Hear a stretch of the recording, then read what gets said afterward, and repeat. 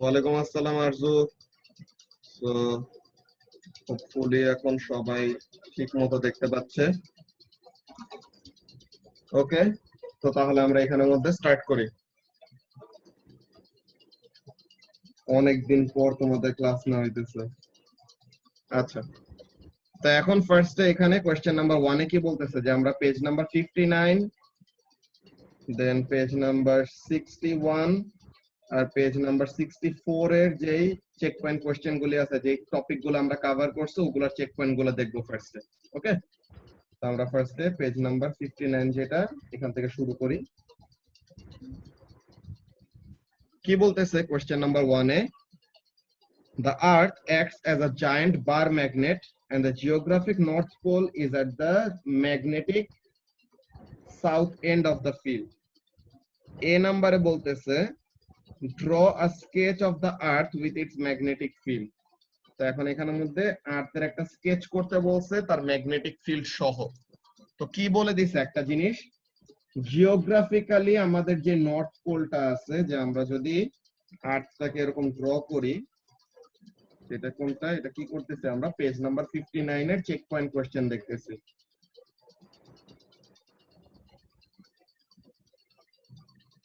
So page number 59, question number 1, তো ফার্স্টে আর্থ,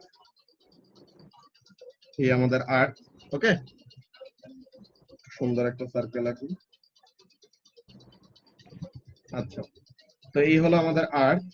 এখন আর্থের এই হলো আমাদের জিওগ্রাফিক নর্থ, এই হলো আমাদের জিওগ্রাফিক সাউথ।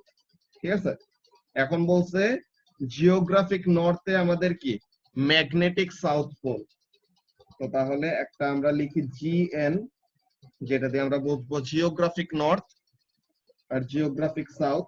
যে আমাদের নর্থ সাউথ ইস্ট ওয়েস্ট তোমরা বিয়ারিং চ্যাপ্টার করতে সময় ম্যাথের মধ্যে এমন করছিল না, নর্থ আমাদের অলওয়েজ এরকম উপরের দিকে থাকে, সাউথ আমাদের অলওয়েজ নিচের দিকে থাকে, এমন ভাবে আমরা ড্র করি। তো জিওগ্রাফিক নর্থ হলো উপরে, জিওগ্রাফিক সাউথ হলো নিচে। আর এখানের মধ্যে আরেকটা কাজ কি, ম্যাগনেটিক সাউথ হলো জিওগ্রাফিক নর্থে। This is magnetic south and this is magnetic, sorry, this is magnetic north. এখন ম্যাগনেটিক ফিল্ড কোন জায়গা থেকে কোন জায়গায় যায়, নর্থের থেকে সাউথের দিকে যায় না? ম্যাগনেটিক ফিল্ড কি করবে, নর্থ পোলের থেকে আউটগোয়িং হয় আর সাউথ পোলের দিকে হয় ইনকামিং। তো তাহলে এইটা যদি আমাদের আর্থের ম্যাগনেটিক ফিল্ডের ওই বার ম্যাগনেটটা হয়, বলছে না যে earth acts as a giant bar magnet, তো তাহলে আর্থের ম্যাগনেটিক ফিল্ড গুলো কি হবে, নর্থ পোলের থেকে আউটগোয়িং, সাউথ পোলের দিকে ইনকামিং, এরকম।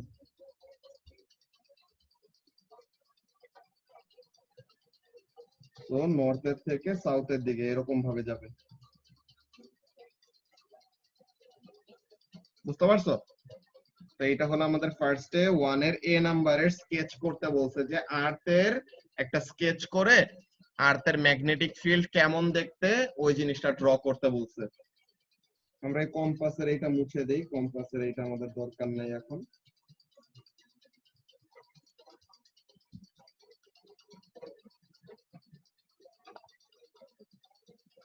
তো এই অ্যানসারটা তারা অ্যানসার শিটে কিভাবে বলছে ওই জিনিসটা আমরা দেখে নেই।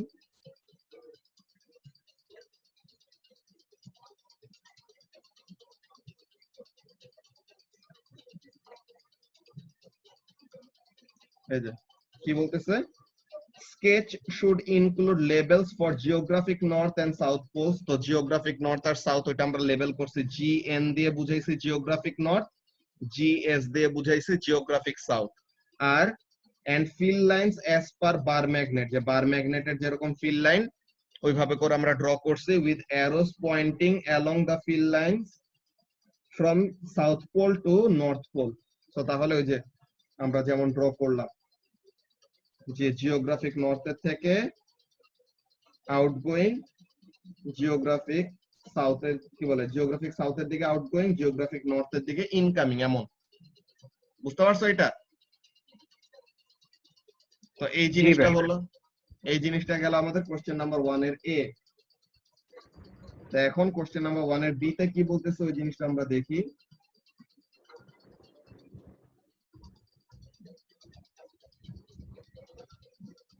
বি নম্বরে বলতেছে explain where you would expect the earth's magnetic flux density to be greatest। কোন জায়গায় আমাদের ফ্লাক্স ডেনসিটি বেশি থাকে একটা বার ম্যাগনেটের জন্য? তার পোলস এর কাছে। সো তাহলে আর্থ যেহেতু একটা জায়ান্ট বার ম্যাগনেটের মতো অ্যাক্ট করে আর বিহেভ করে, সো তাহলে আর্থেরও সবচেয়ে বেশি ম্যাগনেটিক ফ্লাক্স ডেনসিটি কোথায় থাকবে? এট ইটস পোলস। তো তাহলে এই জিনিসটা হবে আমাদের অ্যানসার, যে কোন জায়গায় আর্থের ম্যাগনেটিক ফিল্ডের ফ্লাক্স ডেনসিটি থাকবে সবচেয়ে বেশি? At the polls. এই যে the poles of a bar magnet have the field lengths closest together, so the north and the south pole of the earth would be where the B is greatest। B টা কি ছিল? B is the magnetic flux density, তাই না? B is the magnetic flux density, so তাহলে এই সময় তার কি থাকবে? পোলস এর কাছে ম্যাগনেটিক ফ্লাক্স ডেনসিটির ভ্যালু হবে সবচেয়ে বেশি। সো তাহলে ওই জিনিসটা। এরপরে কি বলতেছে কোশ্চেন নাম্বার 2 তে? কোশ্চেন নাম্বার 1 তো শেষ, এন্ড কোশ্চেন নাম্বার 2 তে কি বলতেছে দেখো। In Britain the earth's magnetic flux density is 50,000 ন্যানোটেসলা। আচ্ছা, তো 50,000 ন্যানোটেসলা হলো ফ্লাক্স ডেনসিটির ভ্যালু দেওয়া আছে already, with the field close to horizontal. তো তাহলে ফিল্ড হলো almost horizontal. Imagine you are in Britain. আচ্ছা, সো আমি ব্রিটেনে আছে এরকম একটা ইমাজিনেশন করতে বললো। এ নাম্বারে বলছে estimate the flux passing through your body if you stand vertically and face north. যে তুমি নর্থের দিকে তাকায় আছো এন্ড কি করতেছো? ভার্টিক্যালি দাঁড়ায় আছো। সো তাহলে তুমি ভার্টিক্যালি দাঁড়ায় থাকলে তোমার বডির ভিতর দিয়ে ম্যাগনেটিক ফিল্ড গুলা কি করবে? এরকম ফিল্ড বলছে না horizontal, so as you are standing vertically, so তোমার বডির ভিতর দিয়ে কি করবে? ম্যাগনেটিক ফিল্ডটা পারপেন্ডিকুলারলি তোমার বডিকে কাট করবে বেসিক্যালি। তো এখন তোমার বডির সারফেস এরিয়া কত, বা তোমার বডিটা কতটুকু ম্যাগনেটিক ফিল্ড ইন্টারসেপ্ট করতে পারতেছে, এই জিনিসটা তোমার একটা অ্যাজাম্পশন করতে হবে তোমার নিজের বডির সাইজের উপরে। এটা এক একজনের অ্যান্সার এক এক রকম, যে তোমার বডি তুমি ওইরকম একটা সার্টেন হাইট কনসিডার করলা, যে তোমার হাইট এত, উইডথ এত, যে এখানের মধ্যে হাইট কনসিডার করছে 2 মিটার, উইডথ কনসিডার করছে হলো 0.5 মিটার। তো তাহলে এইভাবে কি করছে? আমাদের ফ্লাক্সের ফর্মুলা কি ছিল? Magnetic flux is equal to b into a into sine theta. তো এখন তুমি দাঁড়ায় আছো ভার্টিক্যালি, ফিল্ড আসতেছে হরাইজন্টালি, সো তাহলে অ্যাঙ্গেলটা কত? অ্যাঙ্গেলটা তো অলরেডি 90 ডিগ্রি। সো তাহলে সাইন থেটা ইউজ করা না করা একই কথা, ঠিক আছে? সাইন থেটা তুমি থেটার ভ্যালু 90 বসাইলে সাইন 90 এর ভ্যালু কত আসবে? 1 আসবে। সো এই ভ্যালু তুমি ইউজ করো আর না করো কিছু যায় আসে না। এখন ফ্লাক্স ডেনসিটি বলে দিয়েছিল 50,000 ন্যানো টেসলা। ন্যানো মানে 10 টু দি পাওয়ার -9, আর তুমি এরিয়া তোমার নিজের এরিয়া ধরলা, হাইট হলো 2 মিটার, উইডথ হলো 0.5 মিটার, একটা অ্যাজাম্পশন। সো এটার থ্রুতে তোমার যত আসে ফ্লাক্সের ভ্যালু, ওই ফ্লাক্সের ভ্যালু তুমি লিখলা যে এত ওয়েবার। তুমি তোমার নিজের হাইট যদি কম হয়, যে মনে করো এখন স্পন্দন যদি নিজের হাইট 2 মিটার ধরে, তো তাইলে পরে তো হবে না, তাই না? স্পন্দনের নিজের হাইট যেরকম ওরকম একটা কাছাকাছি একটা অ্যাজাম্পশন করবে। তারা বেসিক্যালি ট্রাই করছে একটা রাউন্ড ফিগার রাখার জন্য, তাহলে যেন কি না হয়, ক্যালকুলেশনে কোনো কমপ্লেক্সিটি অ্যারাইজ না করে। বিকজ এখানে তো জাস্ট এস্টিমেশন, একদম এক্সাক্ট যে তোমার অ্যানসারটা হইতে হবে এমন কোনো কথা নাই, বুঝতে পারছো? তো এটা গেল আমাদের কোশ্চেন নাম্বার 2 এর এ। কোশ্চেন নাম্বার 2 এর বি তে কি বলতেছে? A typical smartphone compass uses a small magnetometer chip to determine which way the phone is facing। যে আমাদের ফোন দিয়ে আমরা ওরকম ফোনের ভিতরে কম্পাস অপশন থাকে না, তো ফোন ওখানের মধ্যে কি করতে পারে? ডিটেক্ট করতে পারে যে কোনটা নর্থ কোনটা সাউথ। এরকম কিভাবে ডিটেক্ট করতে পারে? বিকজ তার ভিতরে, ফোনের ভিতরে এরকম একটা চিপ লাগানো থাকে, ম্যাগনেটোমিটার চিপ। বলতেছে such chips are typically 2 millimetre by 2 millimetre square. তো তাহলে এরিয়া কতটুকু ওইটা আমাদেরকে একটা আইডিয়া দিয়ে দিল, যে 2 মিলিমিটার বাই 2 মিলিমিটার। তো আমরা ওই চিপটা, ম্যাগনেটোমিটার ওই চিপের এরিয়া কত বের করতে পারবো। এখন বলতেছে if you held a smartphone so that the magnetometer was at an angle of 20 degree to the horizontal, তো তাহলে হরাইজন্টালের সাথে যে ম্যাগনেটিক ফিল্ডের সাথে 20 ডিগ্রি অ্যাঙ্গেল ক্রিয়েট করতেছে, তো তাহলে what would be the flux passing through the chip for it to measure? So এখন আমরা যে থিটার ভ্যালুটা দেখছিলাম, থিটাটা কার সাথে বলছিলাম? থিটাটা বলছিলাম যে যে এরিয়া কনসিডার করতেছি ওই এরিয়ার সাথে ফিল্ড লাইনের অ্যাঙ্গেল কত হয়, তাই না? তো এখন আমাদের ফিল্ড লাইন হলো হরাইজন্টাল, তুমি ফোন ধরতেছো 20 ডিগ্রি অ্যাঙ্গেলে, হরাইজন্টালের সাথে 20 ডিগ্রি অ্যাঙ্গেলে তুমি কি ধরতেছো? তোমার ফোনটা ধরতেছো।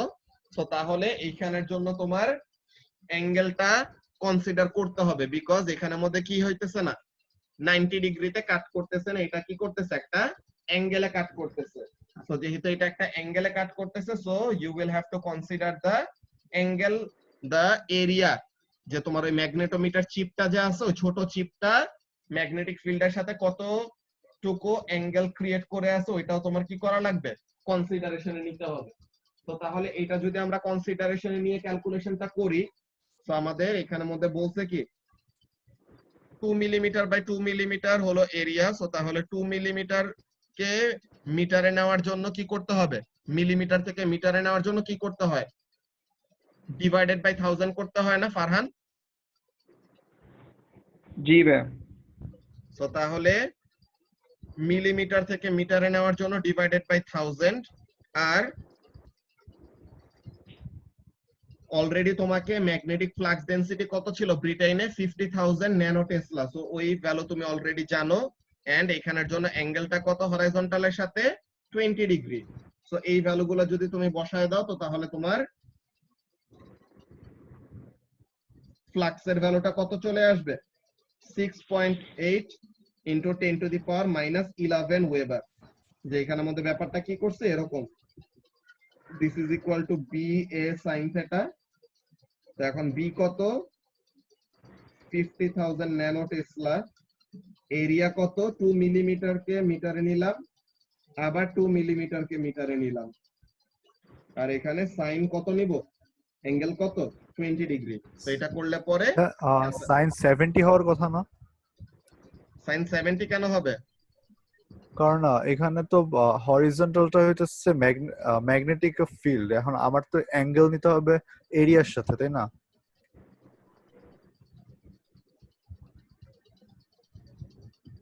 এখানে আমরা যে অ্যাঙ্গেলটা নিছিলাম, এই অ্যাঙ্গেলটা কার সাথে কার ছিল, দেখো তো, ম্যাগনেটিক ফিল্ডটা ওই এরিয়ার সাথে কত ডিগ্রি অ্যাঙ্গেল ক্রিয়েট করে, এটা ছিল না অ্যাঙ্গেলটা। এই যে আমরা থেটাটাকে কনসিডার করতেছিলাম, থেটাটা কোনটা ছিল বলতো রায়হান? ম্যাগনেটিক ফিল্ডের ইয়ের এরিয়া অ্যাঙ্গেলটা, এরিয়ার অ্যাঙ্গেলটা। ওই তো ম্যাগনেটিক ফিল্ড আর এরিয়ার মধ্যে যে অ্যাঙ্গেল ক্রিয়েট হইতেছে। সো এখন এই কেসে তোমার কি, ম্যাগনেটিক ফিল্ডটা হলো হরাইজন্টাল, আর তোমার ওই স্কোয়ারটা কি করতেছে, তোমাদের স্কোয়ারটা আছে ম্যাগনেটিক ফিল্ডের সাথে 20 ডিগ্রি অ্যাঙ্গেলে, তাই না? তো এখানে angle of the angle between the area and the magnetic field কত নিব তাহলে, 20 ডিগ্রি না? সো এটাই নিছি, বুঝছো?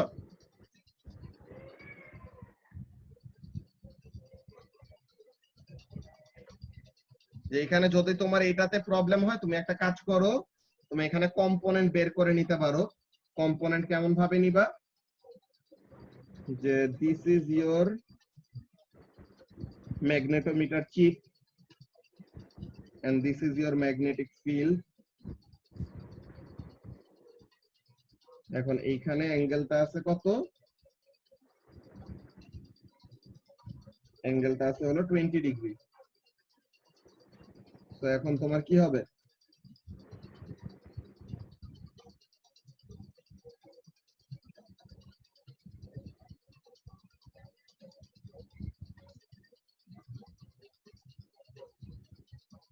এই যে তোমার ম্যাগনেটোমিটার চিপ। তো এখন তুমি কি করবা, পারপেন্ডিকুলার কম্পোনেন্টটা নিবা, তাই তো? তো তাহলে তোমার অ্যাঙ্গেল ক্রিয়েট হয়েছে কার সাথে, যার সাথে অ্যাঙ্গেল ক্রিয়েট হয় তার সাথে কি হবে, কস। তো তাহলে প্যারালেল কম্পোনেন্ট, যে the component of the magnetic field parallel to the area, this will be cos 20, আর the component of the magnetic field perpendicular to the area, ওইটা কি হবে? যার সাথে অ্যাঙ্গেল নাই তার সাথে কি হবে? সাইন হবে না? তো তাহলে পারপেন্ডিকুলার কম্পোনেন্টটা নিতে সময় তখন আমাদের কি হবে? sin 20। বুঝতে পারছো রায়হান? জি ভাইয়া বুঝছি। আচ্ছা, এরপরে কোশ্চেন নাম্বার 3 তে কি বলতেছে দেখো, in an electric motor a permanent magnet of flux density 1.84 মিলিটেসলা। So তাহলে আমাদেরকে ফ্লাক্স ডেনসিটির ভ্যালু দিয়ে দিছে, বলতেছে কি has its field placed perpendicular, তো অলরেডি বলে দিছে perpendicular, so we don't have to consider sin theta anymore because sin theta মানে sin 90 হবে which is 1, perpendicular to a coil of 250 turns, so তাহলে n এর ভ্যালু দেওয়া, number of turns হলো 250, ঠিক আছে। the diameter of the coil is 8.5 centimetre, তো তাহলে ডায়ামিটার দেওয়া আছে, সো ডায়ামিটার ইউজ করে কি করতে পারবো? এরিয়াটা বের করতে পারবো। সো তাহলে এরিয়া জানি, নাম্বার অফ টার্নস জানি, ফ্লাক্স ডেনসিটি জানি, সো তাহলে ফ্লাক্স লিংকেজের ভ্যালু, তো ফ্লাক্স লিংকেজ ইকুয়ালস টু কি? is equal to BAN sin theta, flux linkage is equal to কি? BAN sin theta, তো B হলো 1 কি বলে 18.4 into 10 to the power minus 3, এরিয়াটা কি হবে? pi r square, so diameter হলো 8.5, তো তাহলে ডায়ামিটার থেকে রেডিয়াসে নেওয়ার জন্য ডিভাইডেড বাই 2 আর সেন্টিমিটার থেকে মিটারে নেওয়ার জন্য ডিভাইডেড বাই 100, তো এটার আমরা স্কয়ার করলাম।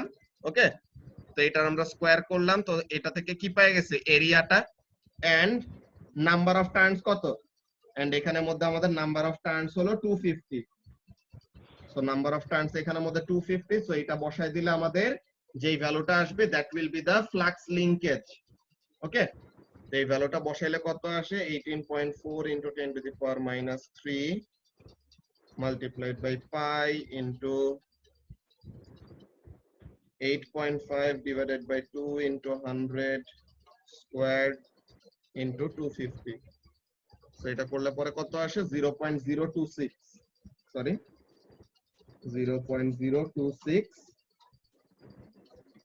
Weber turns. ফ্লাক্স লিংকেজের ইউনিট হলো ওয়েবার টার্নস, আর শুধু ফ্লাক্সের ইউনিট হলো ওয়েবার।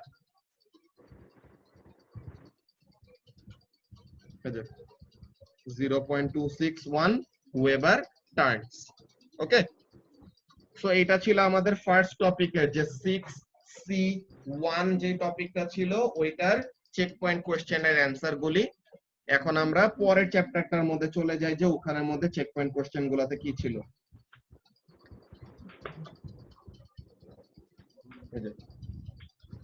এখন পেজ নাম্বার কত? 61, সো পেজ নাম্বার 61 এর চেক পয়েন্ট কোশ্চেন গুলো আমরা করব। ফার্স্টে বলতেছে 1 নম্বরে describe the use of Fleming's left hand rule, যে ফ্লেমিংস লেফট হ্যান্ড রুল দিয়ে বেসিক্যালি আমরা করিটা কি?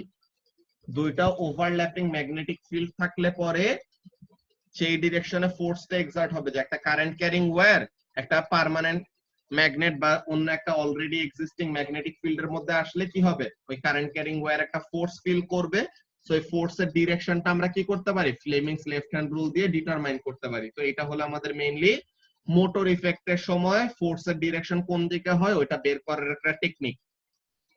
এরপর কোশ্চেন নাম্বার 2 তে কি বলতেছে? Copy the diagrams in figure H and draw an arrow to show the direction of any force acting on the wire in each case. So এখন magnetic field A নাম্বারের জন্য magnetic field হলো left to right আর current হলো into the screen, so তাহলে magnetic field হলো left to right and current হলো into the screen, so Fleming's left hand rule apply করলে পরে ফোর্সের ডিরেকশনটা কোন দিকে আসে? রায়হান?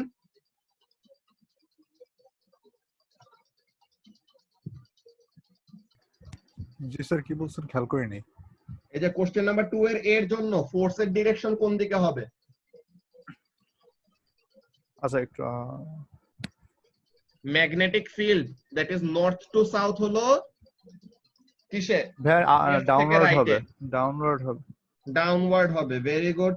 সো তাহলে the force will be downward.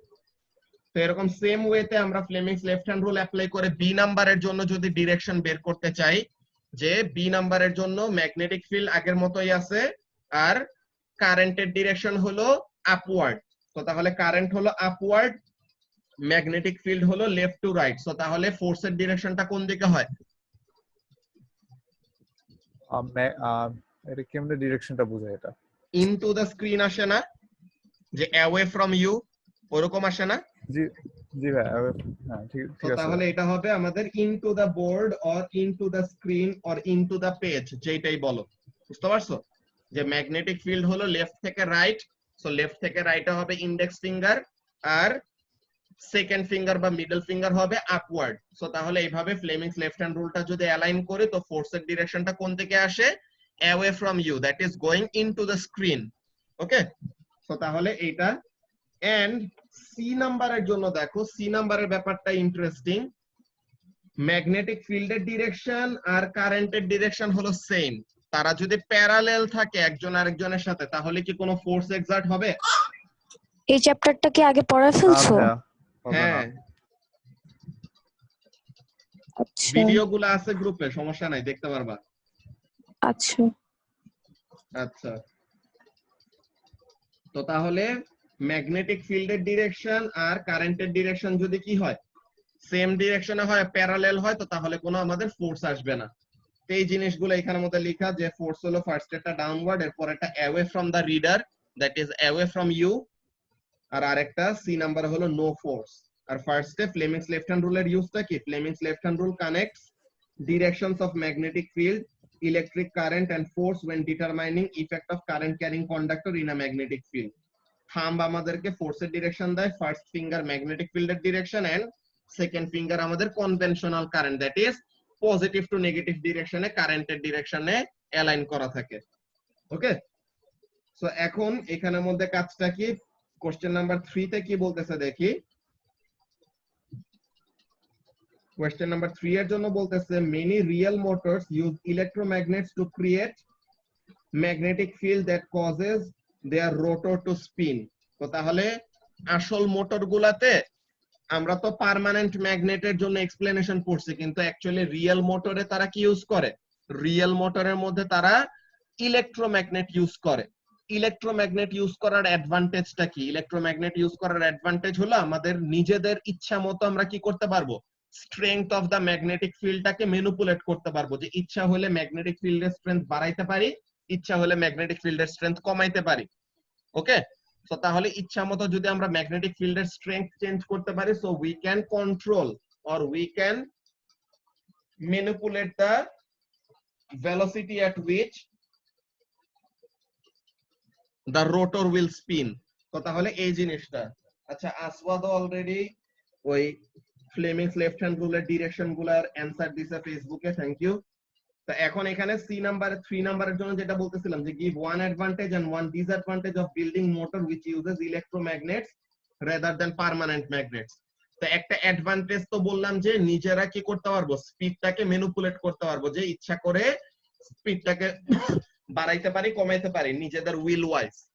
কিন্তু ডিসঅ্যাডভান্টেজটা কোথায়? ডিসঅ্যাডভান্টেজ হলো পার্মানেন্ট ম্যাগনেটকে তো আমাদের আর এক্সট্রা কোনো এনার্জি সাপ্লাই দিতে হয় না, কিন্তু ইলেকট্রোম্যাগনেটকে আমাদের কি করা লাগবে? We have to feed it with electricity, যে আমাদের ইলেকট্রিক্যাল এনার্জি সাপ্লাই করতে হবে। ওকে, তো আমাদের একটা এক্সট্রা খরচ যাচ্ছে, যে আমাদের ইলেকট্রোম্যাগনেট গুলাকে পাওয়ার আপ করার জন্য বা তাদেরকে চালানোর জন্য কি দিতে হইতেছে? এক্সট্রা ইলেকট্রিসিটি দেওয়া লাগতেছে। তো এই জিনিসটা এখানের মধ্যে বলতেছে, দেখো, with electromagnets the magnetic field can be varied easily, যে ইচ্ছা করে আমরা স্ট্রেংথ বাড়াইতে কমাইতে পারি, but the magnetic field is zero when the electric current is switched off, যে যখন নাকি আমরা কারেন্ট বন্ধ করে দিব, যে ইলেকট্রিসিটি যদি আমরা ইলেকট্রোম্যাগনেটকে সাপ্লাই না দেই, তো তাহলে আর সে কি করবে না? মোটরটাকে ঘুরাইতে পারবে না, বিকজ ইলেকট্রোম্যাগনেটেরই ফিল্ড স্ট্রেংথ হয়ে যাবে কত? জিরো হয়ে যাবে। তো ওই জিনিসটা। তো এইটা ছিল আমাদের পেজ নাম্বার 61 এর চেক পয়েন্ট কোশ্চেন এর অ্যানসার গুলি। এরপর magnetic forces.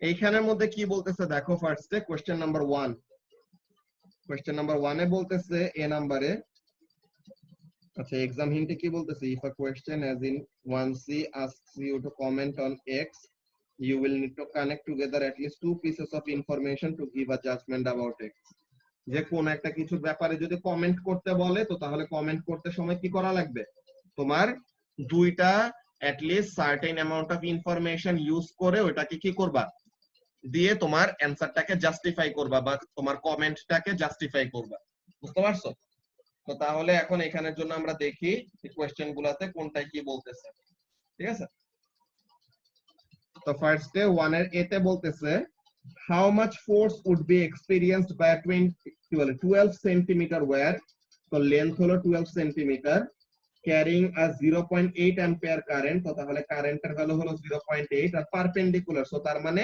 অ্যাঙ্গেলটাকে আর কনসিডার করার দরকার নাই আর ফ্লাক্স ডেনসিটি হলো 5 into 10 to the power minus 5 Tesla তো তাহলে একটা কারেন্ট ক্যারিং ওয়্যারের জন্য ফোর্সের ফর্মুলা কি ছিল F = BIL sin থিটা তো এখন থিটা যেহেতু লাগবে না বিকজ পারপেন্ডিকুলার তো তাহলে B কত 5 into 10 to the power minus 5 current হলো 0.8 আর লেন্থ হলো 12 সেন্টিমিটার তো সেন্টিমিটার থেকে মিটারে নেওয়ার জন্য ডিভাইডেড বাই 100 তো এটা করলে পরে আমাদের ফোর্সের ভ্যালুটা পেয়ে যাব এটা কি একটা কারেন্ট ক্যারিং ওয়্যারের জন্য ফোর্স বের করার ফর্মুলা ছিল ওকে দেন বি নম্বরে কি বলতেছে দেখো 1 এর বি তে how much force will be experienced by a proton একটা প্রোটন মুভ করতেছে একটা প্রোটনের তাহলে আমাদের চার্জ জানতে হবে charge of a proton is 1.6 into 10 to the power minus 19 coulomb ইলেকট্রনের সমান জাস্ট পজিটিভ চার্জ ওকে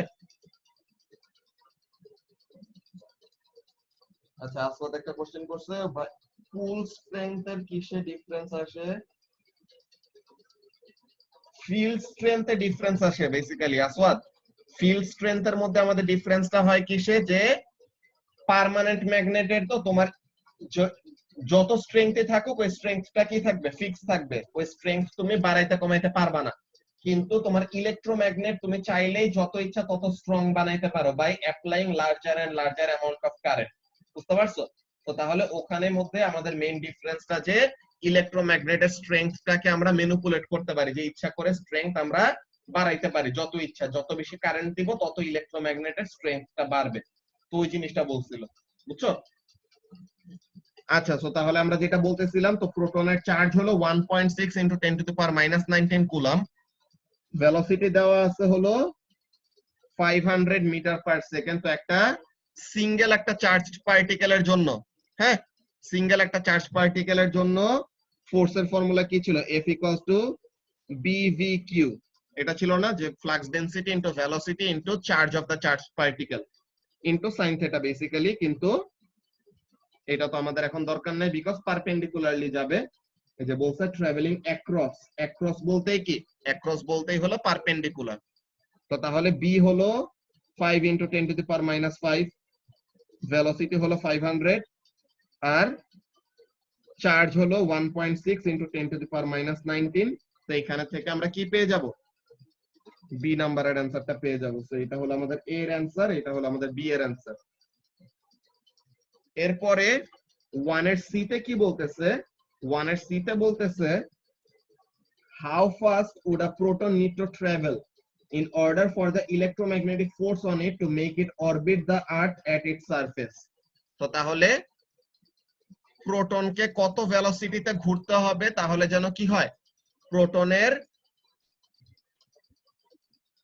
রেডিয়াসটা যেন আর্থের রেডিয়াসের সমান থাকে প্রোটনের রেডিয়াস তো না প্রোটন যে আর্থের অ্যাবাউটে অরবিট করবে সে যেন আর্থের সারফেস ঘেঁষে এই যে মনে করে এটা হলো আর্থ এখন প্রোটনটা কি করবে প্রোটন আর্থের সারফেস ঘেঁষে সে অরবিট করবে তো আমরা কি পড়ছিলাম আমরা পড়ছিলাম যে কোন একটা চার্জড পার্টিকেল কোন একটা সিঙ্গেল চার্জড পার্টিকেল ম্যাগনেটিক ফিল্ডের ভিতর দিয়ে মুভ করলে পরে কি হয় একটা সিঙ্গেল চার্জ পার্টিকেল ম্যাগনেটিক ফিল্ডের ভিতর দিয়ে মুভ করলে পরে ইট moves in a circular path কেন সে একটা সার্কুলার পাথে মুভ করে because the magnetic field is always perpendicular to the direction of velocity তাই না সো তাহলে perpendicular to the direction of velocity হইতে হবে ফোর্সের ভ্যালু। তো তাহলে ফোর্সটা যদি perpendicular to the direction of velocity হয়, সো তাহলে তখন কি হবে? It will move in a circular path. তো এখন আমাদের রেডিয়াসের আমরা একটা ফর্মুলা ডিরাইভ করছিলাম। রেডিয়াসটা কি ছিল? r is equal to mv by bq। তো রেডিয়াসটা কিসের সমান হবে? আর্থ এর রেডিয়াসের সমান হবে। তো আর্থ এর রেডিয়াসের সমান হইতে হইলে ভেলোসিটি কত লাগবে এটা জিজ্ঞাসা করছে আমাদের কাছে। তো তাহলে velocity is equal two what? bvr by mass। তো b হলো 5 into 10 to the power minus 5, q হলো 1.6 into 10 to the power minus 19, r হলো সরি r তো না, ওখানে আমি আবার r লিখছি কেন? এটা v হবে, সরি।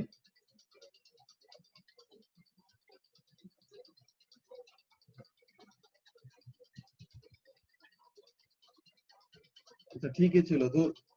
আর তো এখন এটা হলো radius of the earth. Radius of the earth is কত? 6.4 into 10 to the power 6। আর প্রোটনের ম্যাস কত? প্রোটনের ম্যাস এটা তোমাদের এক্সাম স্ক্রিপ্টের পিছেও লেখা থাকবে। এটা হলো 1.67 into 10 to the power minus 27 KG. ঠিক আছে? তো এখন তাহলে এটা যদি আমরা ক্যালকুলেটরে বসাই, তো তাহলে এই ভেলোসিটির ভ্যালুটা কত আসে? যে in order for the proton to rotate about the earth equal to the radius of earth, যে আর্থের সারফেস ঘেঁষে প্রোটনটা কি করবে? আর্থকে অরবিট করবে। সো তাহলে এইটা করার জন্য প্রোটনটাকে কত ভেলোসিটিতে মুভ করতে হবে, ওই ভেলোসিটির ভ্যালুটা আমাদেরকে ক্যালকুলেট করতে বলছে। তো তাহলে ওই জিনিসটা আমরা যদি ক্যালকুলেট করি, সো এটা কত হয়?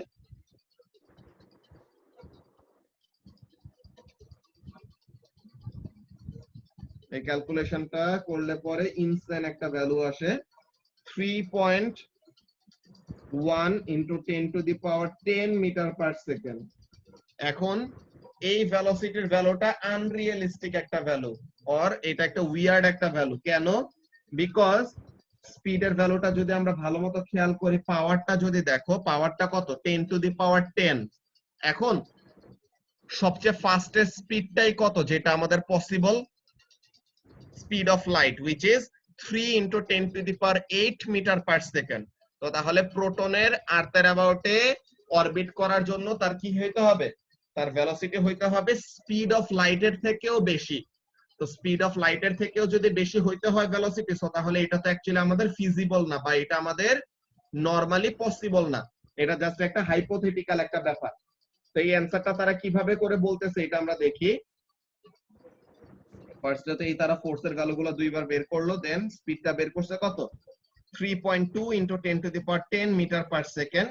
এন্ড কমেন্টটা কি করছে? কমেন্টটা হলো যে the value that have been calculated is greater than the speed of light, which is not possible basically. Okay, তো এটা হলো আমাদের কোয়েশ্চেন নাম্বার 1। তো এখন কোয়েশ্চেন নাম্বার 2 তে কি বলতেছে? an electron beam travels across মানে 90 ডিগ্রি, আর ম্যাগনেটিক ফ্লাক্স ডেনসিটির ভ্যালু কত? আচ্ছা এখানে অলরেডি তারা বলছে যে ওইটার ভিতর দিয়ে যাচ্ছে 45 ডিগ্রি অ্যাঙ্গেলে। ওকে, 45 ডিগ্রি অ্যাঙ্গেলে যাচ্ছে। তো এখন বলছে কি ফ্লাক্স ডেনসিটি হলো 36 মিলি Tesla. if the electrons are traveling at 10% the speed of light, so তাহলে ইলেকট্রনের ভেলোসিটির ইনফরমেশন আমরা জানলাম যে velocity is equal to 10% of c, that is 10% of the speed of light। বলতেছে what force does the field exert on each electron। তো এখন আমাদের ফোর্সের ফর্মুলা কি? Sorry, F is equal to BQV sin theta। তো এখন এখানে flux density হলো 36 মিলি টেসলা। তো 36 into 10 to the power minus 3। ইলেকট্রনের চার্জ হলো 1.6 into 10 to the power minus 19। Velocity হলো 10% of speed of light, মানে 10 by 100 into 3 into 10 to the power 8। আর কত নিব? sin 45। তো তাহলে এটা করলে পরে আমরা কি পেয়ে যাব? we will get the force that is being exerted on each electron in the beam। যে ওই বিমের ভিতরে যে ইলেকট্রন গুলি আছে তারা প্রত্যেকজন কত করে ফোর্স এক্সপেরিয়েন্স করতেছে ওই ভ্যালুটা আমরা এখানে থেকে পাবো। ঠিক আছে, এরপরে কোশ্চেন নাম্বার 3 তে কি বলতেছে দেখো, speed is equal to distance by time, current is equal to charge by time, explain how BIL is actually the same equation as BQV। এই জিনিসটা কিন্তু তোমাদেরকে জানুয়ারি A2 ব্যাচের ভিডিও দিছিলাম না একটা, মনে আছে? বলছিলাম যে আমরা এই BBQ এর একটা ডেরাইভেশন দেখবো, তো ওখানের মধ্যে থেকে কিন্তু আমাদের এই জিনিসটা নিয়ে আসা যায়। কিভাবে কাজটা হয়, যে BIL F equals to BIL, তো এখন এখানের মধ্যে BB এর জায়গায় আছে কারেন্ট হলো চার্জ পার ইউনিট টাইম, ঠিক আছে, কারেন্ট হলো Q/T, আর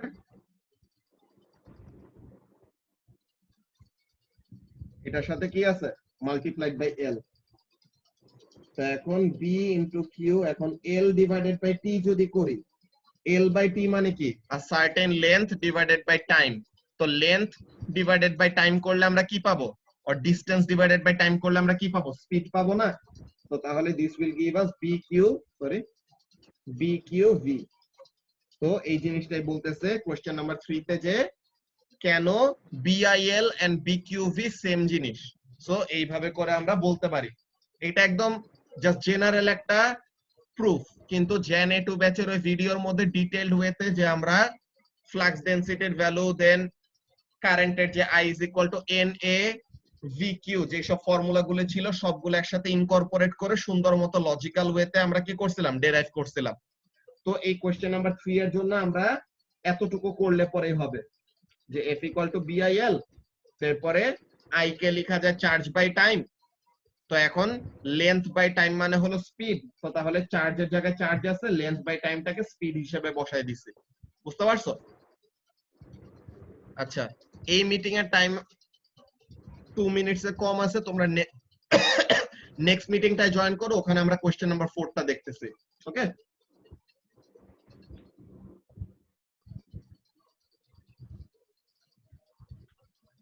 আচ্ছা, তো এখন কোশ্চেন নাম্বার 4 এর জন্য আমরা দেখি কোশ্চেন নাম্বার 4 এ কি বলতেছে। For the investigation on salt in worked example on this page, এই যে আমাদের ক্লোরিনের কোন আইসোটোপটা মোর প্রমিনেন্ট আছে, ওখানের মধ্যে যে রেডিয়াস গুলা যে তারা বের করছিল, সরি, তো রেডিয়াস গুলা ডিফারেন্স থেকে তারা ওখানের মধ্যে দেখছিল যে কার্ভেচারের ডিফারেন্স আর রেডিয়াসের ডিফারেন্স কোনটার কত। তো এখন এখানের মধ্যে বলতেছে কি, calculate the difference in the radii of the curvature that would be found if the company investigated two isotopes of sodium 23 and sodium 22। যে আমরা তো ক্লোরিনের ওয়ার্কড এক্সাম্পল দেখছি, তো ক্লোরিনেরটা মতো করেই আমাদের কি করতে হবে, এখন সোডিয়ামের জন্য রেডিয়াস গুলা বের করতে হবে, যে সোডিয়াম 23 আর সোডিয়াম 22। এখন বলতেছে explain why such small differences can easily be detected by machine like shown in figure D, যে ম্যাস স্পেকট্রোমিটারের মতো মেশিন কেন এরকম অল্প চেঞ্জ ইন রেডিয়াস থাকলে পরে ওইটাকে ডিটেক্ট করতে পারবে। তো এখন এখানের মধ্যে তারা কাজটা কি করছিল, বেসিক্যালি এখানে 2 into the potential difference multiplied by mass divided by magnetic flux density square into charge of the charged particle। So এখানে সবকিছু সেম, জাস্ট কি বসাবো, সোডিয়াম 23 সময় 35 এর জায়গায় বসাবো 23, আর সোডিয়াম 22 এর সময় 37 এর জায়গায় বসাবো 22। তো এইগুলা বসাই দিলে আমরা কি পাবো, দুইটা ডিফারেন্ট রেডিয়াসের ভ্যালু পাইলাম। ঠিক আছে, আমরা এখানের মধ্যে দুইটা ডিফারেন্ট রেডিয়াসের ভ্যালু পাবো। রেডিয়াসের ভ্যালুগুলো কত আসে এখানের মধ্যে দেখি,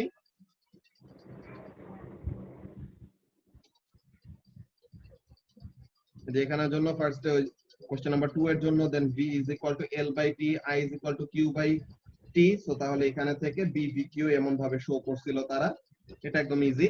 তো যেটা বলতেছিলাম যে সোডিয়াম 23 এর জন্য রেডিয়াসের ভ্যালু বের করা হয়েছে কত, 0.0217 মিটার, আর সোডিয়াম 22 এর জন্য বের করছে হলো 0.0127 মিটার। তো তাহলে ডিফারেন্স কত, 0.3 millimeter is an easily detectable change. কেন? Because when the settings for flux density and voltage mean the radius of travel does not match exactly with the shape of the machine, যে আমাদের মেশিনের একটা specific curvature আছিল না, যে mass spectrometer একটা specific এরকম রেডিয়াস আছে, যদি এই রেডিয়াসের থেকে একটু এরকম বেশি হয় বা এই রেডিয়াসের থেকে কম হয়, তো তাহলে কি হবে? তখন এগুলা সাইডের যে কেসিং এর সাথে লেগে যাবে, সে কি করতে পারবে না, পুরোপুরি ডিটেক্টর পর্যন্ত পাস করতে পারবে না। এই যে the ions do not reach the detector at all, because ওখানে আমাদের যেই মেশিনের যে কার্ভেচারটা আছে, ওই কার্ভেচারটা আমাদের অনেক বেশি প্রিসাইজ, ওর অনেক বেশি চিকন। তো তাহলে সে শুধু কি করবে, স্পেসিফিক একটা সার্টেন রেডিয়াস হইলে পরে এটাকে ট্রাভেল করতে দিবে বা ডিটেক্টর পর্যন্ত পাস করতে দিবে, ওই রেডিয়াসের থেকে একটু বেশি হইলেও দিবে না, একটু কম হইলেও দিবে না। ওকে, এই যে and the detectable differences are orders of magnitude less than the difference here, যে অ্যাকচুয়ালি তারা কি করতে পারে, মাইক্রোমিটার স্কেলেও আর ন্যানোমিটার স্কেলেও তারা কি করতে পারে, রেডিয়াসের চেঞ্জের ডিফারেন্সটাকে তারা ডিটেক্ট করতে পারে, because the tube or the machine that it is made up of, যে যে কার্ভেচার দিয়ে আমাদের এই ম্যাস স্পেক্ট্রোমিটারটা বানানো, এই যে ম্যাস স্পেক্ট্রোমিটারের এই জিনিসটা বেসিক্যালি এই টিউবটা আমাদের এরকম একটা রেডিয়াস দিয়ে বানানো, যে জাস্ট একটা স্লাইট চেঞ্জ ইন রেডিয়াস হইলে পরে সে কি করতে পারবে, ওইটাকে ডিটেক্ট করতে পারবে, because the radius, if it is larger or smaller than a certain value, it won't be able to reach the detector. ঠিক আছে? সো তাহলে এর জন্য আমাদের 0.3 millimetre is a significant change। তো এই 0.3 মিলিমিটারের এই চেঞ্জটা হইতেছে দেখে এটাকে কি করতে পারবে, ইজিলি ডিটেক্ট করতে পারবে ম্যাস স্পেক্ট্রোমিটার, যে কোনটা কোন আয়নের জন্য হচ্ছে। যে আমরা যে স্পেসিফিক ভোল্টেজ আর ম্যাগনেটিক ফিল্ড স্ট্রেংথ যে ম্যানিপুলেট করে করে আমরা কি করে ডিফারেন্ট ডিফারেন্ট আয়নকে ডিটেক্টর কাছে নিয়ে যাই, তো তাহলে ওইটার জন্য কি করা যাবে, এটাকে ইজিলি ডিটেক্ট করা যাবে। বুঝতে পারছো? তো এইটা ছিল আমাদের এই চেক পয়েন্ট কোশ্চেন গুলি। চেক পয়েন্ট কোশ্চেন গুলি আই হোপ কারো কোনো এগুলা নিয়ে প্রবলেম নাই। কারো কি কোনো কোশ্চেন আছে চেক পয়েন্ট কোশ্চেন গুলা নিয়ে?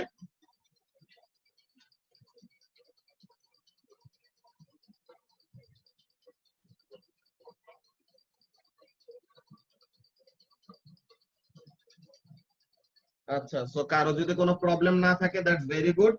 তো এখন আমরা পরের টপিকটার মধ্যে চলে যাব, যেটা আমাদের নতুন পড়া বাকি, যে জেনারেটিং ইলেকট্রিসিটি।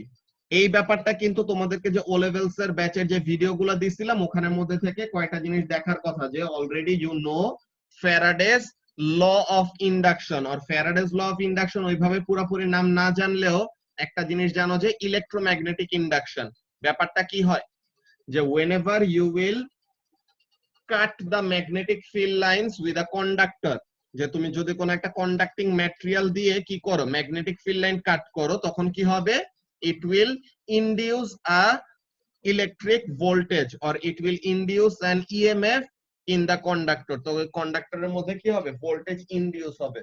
এন্ড যদি ওই কন্ডাক্টরটা একটা কমপ্লিট সার্কিটের সাথে কানেক্টেড থাকে, তাহলে কি করবে, তার ভিতর দিয়ে কারেন্ট ফ্লো করবে।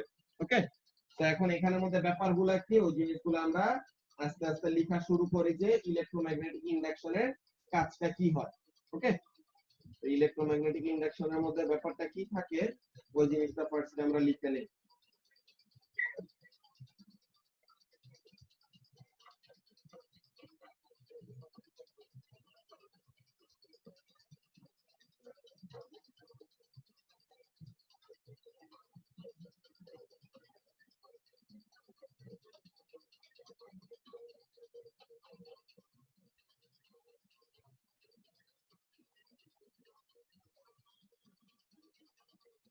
ফ্যারাডেস ল অফ ইন্ডাকশনটা কি বলে,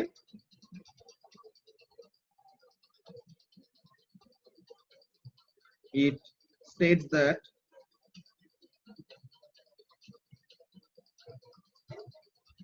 the size of the EMF induced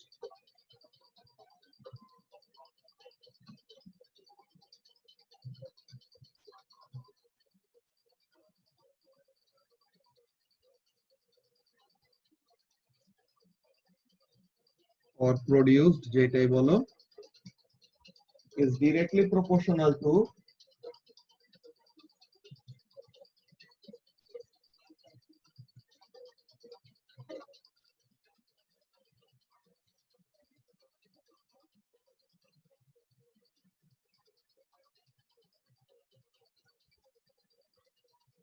the rate of change in flux linkage. So তাহলে এখানের মধ্যে আমাদের ইম্পর্টেন্ট কয়টা জিনিস আছে, একটা হলো size of the EMF induce. তো কতটুকু ইএমএফ ইনডিউস হবে এটা কার সাথে প্রপোর্শনাল থাকবে? is directly proportional, কার সাথে directly proportional? Flux linkage to the rate of change in flux linkage. এই কথাটা অনেকজনই বুঝে না, অনেকজনই এই ওয়ার্ডটাকে বড়ভাবে ওভারলুক করে যায়, যে এটা খুবই ডেঞ্জারাস। তারা শুধু মাঝে মাঝে এরকম ভাবে চিন্তা করে যে রেট অফ ফ্লাক্স লিংকেজ যত বেশি হবে, যে তুমি যত বেশি করে ফিল লাইন কাট করবা তত বেশি ভোল্টেজ ইনডিউস হবে।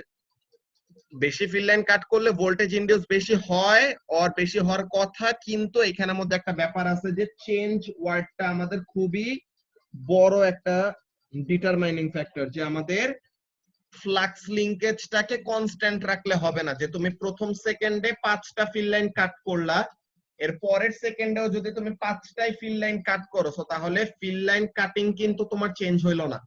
তো চেঞ্জ যদি না হয় তো তাহলে কিন্তু ফার্দার কোনো ভোল্টেজ ইনডিউস হয় না। ওই ব্যাপারটা নিয়ে আমরা আরো ডিটেইল ওয়েতে কথাবার্তা বলবো, এই চ্যাপ্টারে যত পড়তে থাকবো এখানে থেকে আমরা তত আরো ডিটেইল ওয়েতে কথাবার্তা বলবো। সো ফার্স্টে আমরা এটার জন্য এক্সপ্লেনেশনটা জেনে নেই যে অ্যাকচুয়ালি কেন এটা হয়। ওকে, তো আমাদের এটার জন্য মেইনলি এক্সপ্লেনেশনটা কি, যে why electromagnetic induction actually occurs. Okay,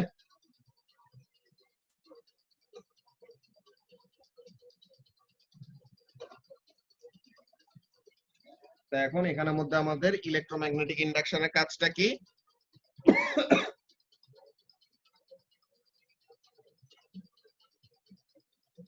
When a wire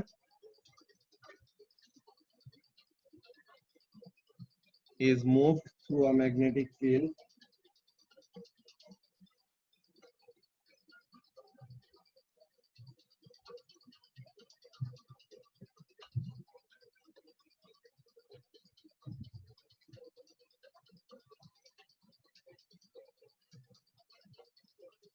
at right angles, right angle না হলেও প্যারালেল ছাড়া যে কোনো অ্যাঙ্গেলে নিলেই হবে, বেসিক্যালি প্যারালেল ছাড়া যে কোনো অ্যাঙ্গেলে নিলেই হয় at right angles, তখন কি হবে? রাইট অ্যাঙ্গেলে নিলে সবচেয়ে বেশি ভোল্টেজ হবে, basically voltage is induced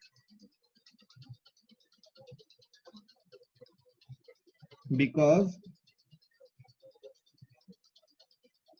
the magnetic field lines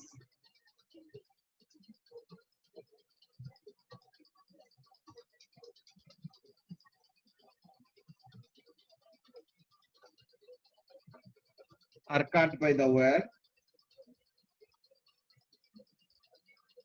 are cut or intercepted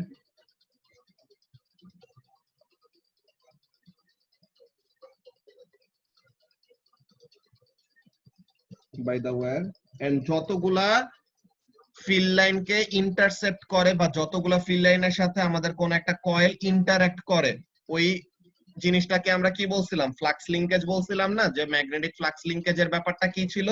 the number of field lines with which a certain area is interacting, or একটা সার্টেন এরিয়ার ভিতর দিয়ে কতগুলো ফিল্ড লাইন পাস হচ্ছে, ওই জিনিসটাই কি ছিল? আমাদের ফ্লাক্স, কি বলে, ফ্লাক্স লিংকেজ। আর কাট বাই দা ওয়্যার, তো এখন এখানের মধ্যে কাজটা কি? সো যখনই নাকি কোন একটা ওয়্যার দিয়ে কি করলাম, ম্যাগনেটিক ফিল্ড লাইন কাট করলাম, তখন ওই ওয়্যারের মধ্যে কি হবে? ভোল্টেজ ইনডিউস হবে। সো এখন ওয়্যারটা যদি জাস্ট সিঙ্গেল একটা ওয়্যার, যে এই ওয়্যার, সে তো আর কোনো কমপ্লিট সার্কিটের সাথে কানেক্টেড না, তো তাহলে ভোল্টেজ ইনডিউস হবে ঠিকই, কিন্তু কি হবে না? কোনো কারেন্ট ফ্লো করবে না। ওকে, যে তুমি একটা কন্ডাক্টর নিলা, মনে করো একটা আয়রনের বার নিছো বা কোন একটা কপারের ওয়্যার নিছো, কিন্তু এটাকে কি করো নাই, তুমি পুরাটাকে লুপ হিসেবে কানেক্ট করো নাই, যে তোমার এই একটা ওয়্যার নেওয়া আর এই ওয়্যার এরকম, সরি, এই ওয়্যারটাকে এরকম একটা কমপ্লিট সার্কিটের সাথে কানেক্ট করে দেওয়া, দুইটা তো ডিফারেন্ট জিনিস। হ্যাঁ, তো তাহলে এরকম তুমি কি করলা,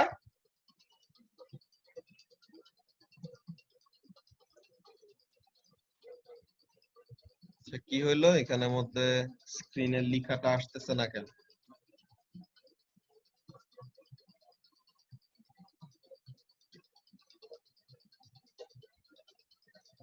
স্পিড তো ঠিকঠাক মতনই আছে। আচ্ছা ভাই, একটু উপরে নিতে পারবো? স্ক্রিনশটটা একটু নিয়ে রাখবো আর কি। স্ক্রিনটা কেন যেন ফ্রিজ হয়ে গেছে, দাঁড়াও 1 মিনিট।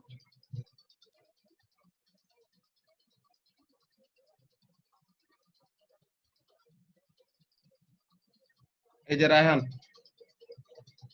স্ক্রিনশট নিয়ে নাও, দেন আমরা নিচে ওখানে যাব।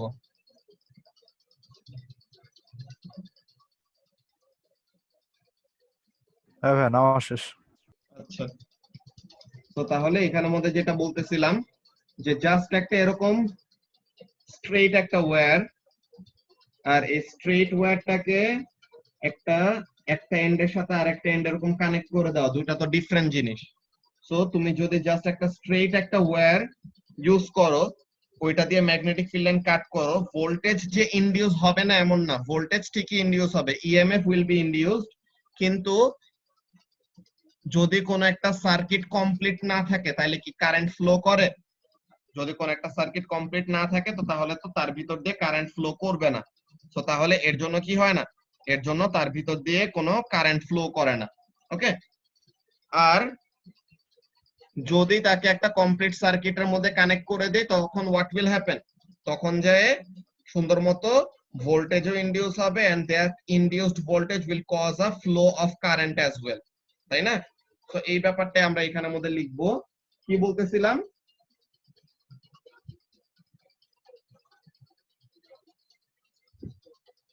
বললাম যে when a wire is moved through a magnetic field at right angles, voltage is induced because the magnetic field lines are cut or intercepted by the wire. ওকে, তো ফার্স্টে এই কথাটা গেল, দেন কাজটা কি, if the wire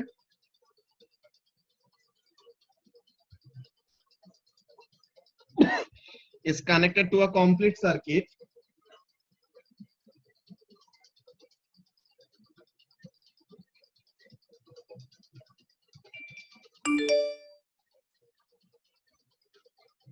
ওয়্যারটাকে যদি একটা কমপ্লিট সার্কিটের সাথে কানেক্ট করে দিই তখন কি হবে, কারেন্ট ফ্লো।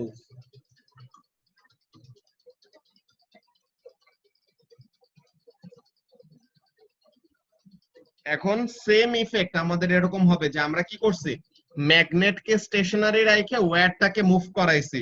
যেমন কাজ হলো যে ম্যাগনেটটাকে ফিক্স রেখে ওয়্যারটাকে মুভ করালে যা হয়, same effect will be observed if the opposite is done. কি হবে, the same effect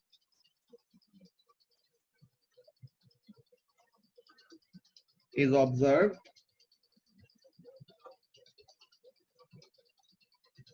if the wire is stationary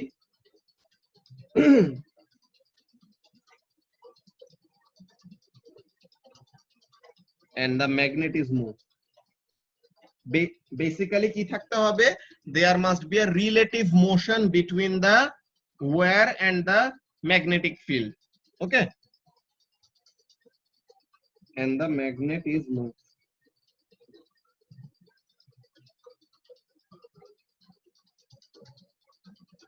Since the magnetic field lines are cut or linked,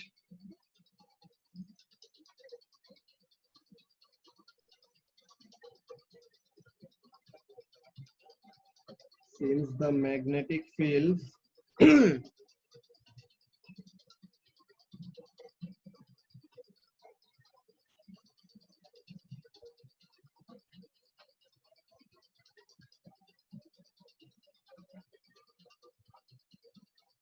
or link in opposite directions. কখন opposite ডিরেকশনে যাবে? যে আমরা into দা, যে magnetic ফিল্ডের মধ্যে যদি আমরা উপর থেকে ওয়্যারটাকে নিচে নামাই, তো তাহলে যেই ডিরেকশনে ভোল্টেজ ইনডিউস হবে, নিচের থেকে উপরে তুললে পরে কি হবে? ডিরেকশনটা রিভার্স হয়ে যাবে না?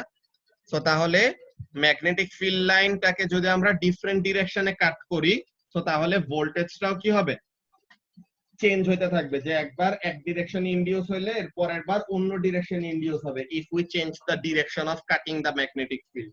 তো ওই ব্যাপারটা এখানে মধ্যে লিখতেছি যে since the magnetic field lines are cut or linked in opposite directions,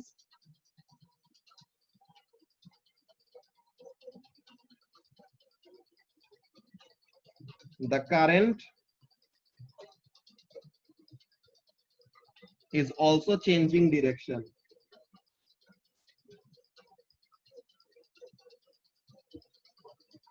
So যেই কারেন্ট ডিরেকশন চেঞ্জ করে, মানে একবার পজিটিভ টু নেগেটিভ আর নেগেটিভ টু পজিটিভ, তার ডিরেকশন যার নাকি বারবার চেঞ্জ হয়, ওই কারেন্টটাকে আমরা কি বলি? ডিরেক্ট কারেন্ট বলি নাকি অল্টারনেটিং কারেন্ট বলি?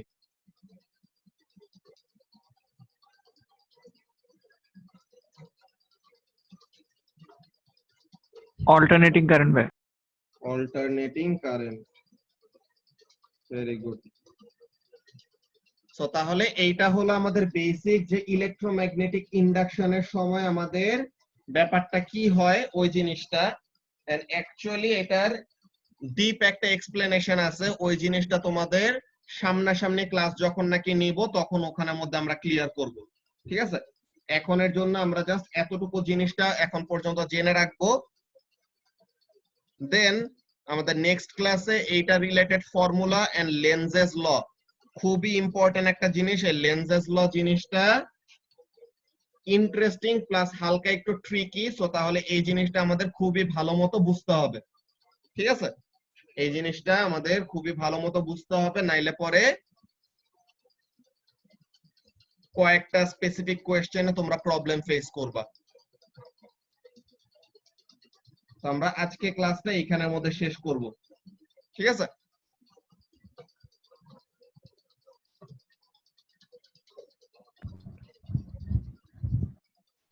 আল্লাহ হাফেজ। আল্লাহ হাফেজ ভাই।